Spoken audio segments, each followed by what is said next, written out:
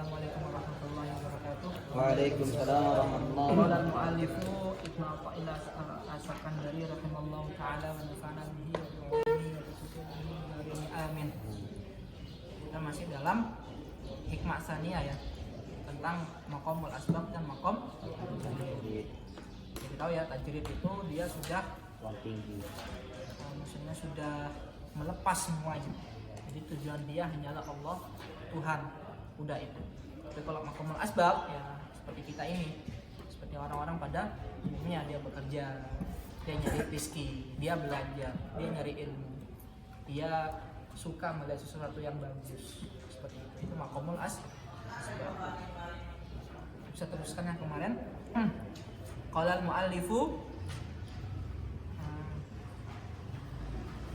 wa alamatu iqamatihi iyyahu fil asbab ay yaduma lahu dzalik wa antahsula lahu samratahu wa natijatahu. Jadi ini, jadi Allah itu kan sudah menempatkan kita ke dalam maqam masing-masing. Ada yang maqam tajrid, ada yang maqamul asbab. Yang maqamul tajrid ya biarlah, karena memang mereka ini memiliki kelebihan. Mereka adalah orang-orang yang khusus, kelas. Sedangkan orang-orang yang maqamul asbab ya kayak kita ini pada umumnya ya, makanya kita harus terima, harus bersyukur terhadap apa yang sudah ditentukan oleh Allah. Kalau kita memang takdirnya sekarang belum tajrid ya sudah, kita syukuri kan. Dan buktinya kita fun-fun saja kan, selama ini kita masih bisa sholat, masih bisa ngaji, alhamdulillah masih bisa hafal Quran, masih bisa belajar fikih dan lain sebagainya. Tanda daripada Allah itu menempatkan kalian di dalam maqamul asbab, dalam hal Allah itu ridho di situ. Maksudnya Allah itu menempatkan kita itu sesuai dalam maqam kita ya, dalam maqamul asbab. Contohnya apa? Kita dalam mengerjakan sesuatu yang dalam maqam kita ini bisa terus menerus. Ya tadi yang saya katakan tadi, kita masih bisa senang, masih bisa enjoy, tidak ada tekanan gitu ya, masih bisa mensyukuri. Itu sudah menempatkan kita. Allah sudah ridho dengan kita, dengan makom kita, dengan kedudukan kita, yaitu dalam maqamul asbab.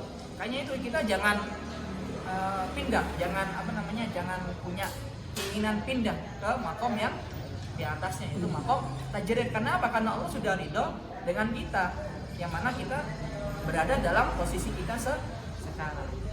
Buktinya apa ya? Ya itu tadi, kita masih bisa melakukan aktivitas kita. Wa antahsulalahu samratu wa natijatahu. Kita bisa menikmati hasilnya, buahnya. Contoh kalau kita bekerja dapat hasil, yaitu rezeki, dapat uang untuk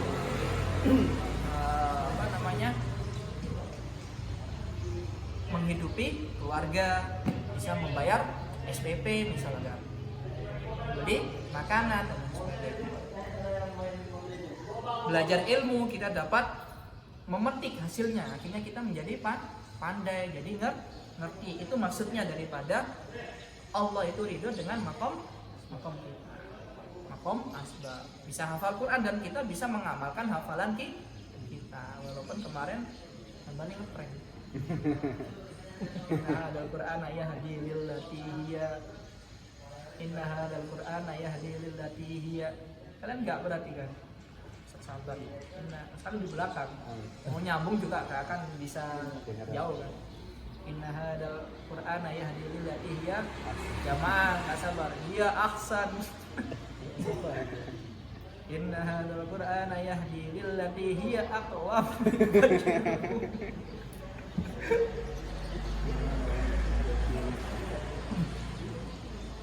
Sebercanda ya. Itu nggak masuk gitu ya, nggak masuk dalam kategori ini. Wadalika bi ayyajid inda tasyabulihi bil asbab salamatun fi dinihi. Salamatan fi dinihi. Wadalika bi ayyajid inda tasyabulihi bil asbab salamatan fi dinihi. Yang mana ketika dia mengerjakan aktivitas, rutinitas dalam makom dia, dalam kedudukan dia yaitu asbab, dia itu merasa diselamatkan dalam agamanya. Betul nggak? Sholatnya masih 5 waktu. Dia masih sholat tahajud, dia masih sholat duha, dia masih dia masih puasa Ramadan, dia masih haji dan umroh, dia masih zakat. Jadi intinya dia masih bisa mengerjakan kewajiban yang ada dalam agamanya. Itu maksudnya ya.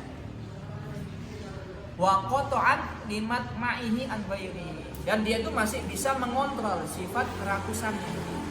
Misalkan dia kerja terus kaya kan, tetapi dia masih sodako, dia masih nafkah, dia masih memberikan hartanya, membelanjakan hartanya di jalan Allah, sering memberi, suka memberi, membantu orang. Nah, itu contoh daripada Allah itu ridho terhadap hambanya yang mana dia itu dalam masih dalam keadaan makomnya asbab.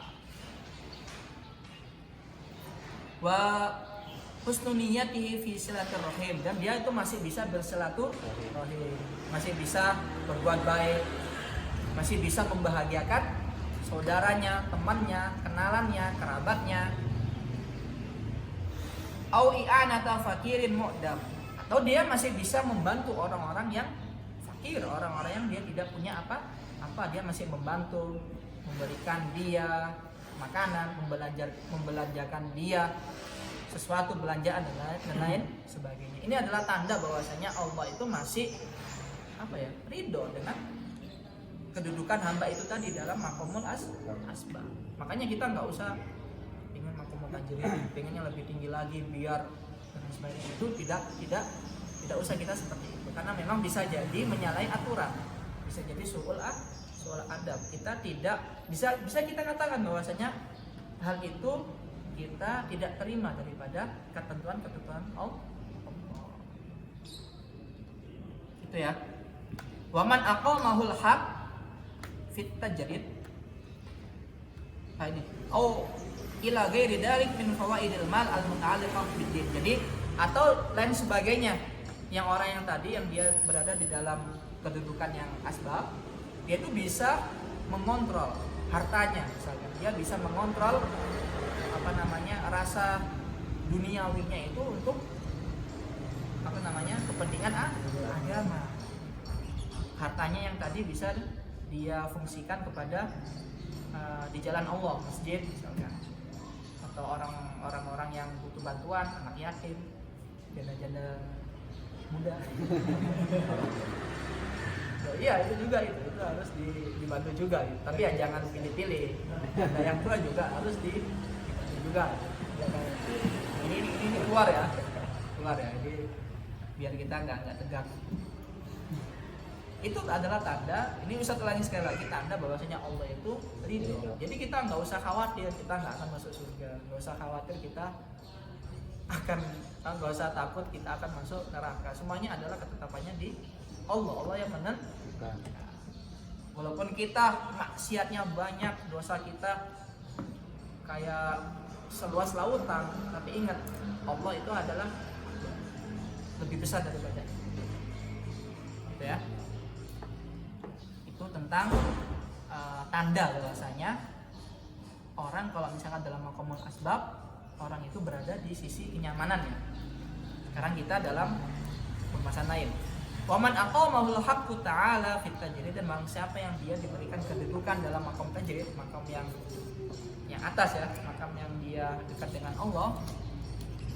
Wa aradal khuruj minhu ilal asbab, dan misalkan dia ingin keluar, dia tuh udah gak kuat misalkan, dia karena melihat sekelilingnya, dia iri lihat keindahan duniawi, ada yang misalkan ada yang cantik misalkan, dia pengen nikah lagi misalkan, atau ada sesuatu yang mewah kayak rumah yang besar, mobil yang mewah, dia ingin beli, dia ingin kerja, itu misalkan, akhirnya apa? Dia ingin keluar, dan ini adalah orang yang tidak bersyukur. Bisa dikatakan yang tadi pengen ke tajrid tidak bersyukur, ini juga bisa kita katakan dia ingin turun kasta juga tidak bersyukur. Dan itu juga menyalahi adab, wasu'u adabihi, dan adabnya itu adalah jelek. Adab dia dengan Khalik, dengan pencipta, dengan Allah. Nah, kenapa dia sudah berada di atas? Karena pengen di bawah. Sedangkan orang-orang yang pengen di atas itu sulit. Makanya kayak ceritanya Nabi Yunus. Nabi Yunus itu kan dia tidak kuat menghadapi umatnya. Akhirnya apa? dia bersembunyi ya. Bagaimana kisahnya? Pokoknya dia di dalam perut paus. Kalau misalkan saat itu Nabi Yunus tidak berdoa meminta kepada Allah atau dia bertobat, Allah alam ya. Kalau Nabi ini dia maksudnya gini, semisal saat itu Nabi Yunus tidak kekeh terhadap pendirian dia ingin meninggalkan umat, maka atau dia tidak berdoa kepada Allah, bisa jadi Nabi Yunus dimakan sama paus. Makanya orang-orang yang sudah mencapai derajat tajrid ini sulit. Jangan dikira mudah, banyak godaannya. Godaan setan ini bukan kaleng-kaleng, bro. Iya. Terus buat apa mereka dikasih adab kan? Sudah dijanjikan adab sama Allah kan? Semasa hidupnya. Kalau kita kan nanti kan, ketika nanti kita sudah tidak ada, baru ada adab. Tapi kalau mereka kan semasa hidup sudah dijanjikan gitu. Bukan kaleng-kaleng godaan dia. Ya, percuma kalau misalkan godaannya biasa-biasa aja. Kalau resikonya besar. Resikonya kan besar tuh setan, betul nggak? Apa itu ayatnya itu apa? Summa anggirni ila yaumi yub'atsun. Ini dalam surat itulah ya. Jadi intinya setan ini sudah dijanjikan ya. Sudah dijanjikan dalam Al-Quran kalau misalkan mereka adalah penghuni neraka. Kalau kita kan tidak. Ya kan, kalau kita kan masih ada umum, ada khusus manusia yang beriman, ada yang tidak beriman, ada yang beriman yang dia bermaksiat, ada yang tidak bermaksiat, kan gitu. Kalau setan kan enggak, udah nas setan secara kalau manusia kan tidak ada penjabarannya.